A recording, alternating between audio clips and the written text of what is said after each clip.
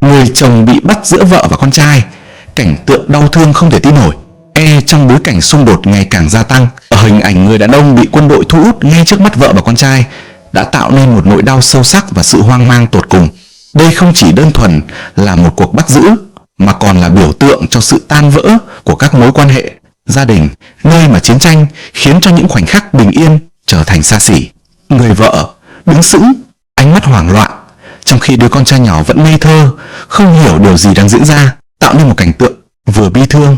vừa ám ảnh. Sự tách biệt này không chỉ là về thể xác mà còn là một vết thương tinh thần khó có thể hàn gắn. Hình ảnh đó phản ánh rõ ràng những tác động tiêu cực của chiến tranh lên gia đình và xã hội, cũng như những hệ lụy mà nó để lại cho các thế hệ tương lai. Khi mà lòng người đang bị thử thách,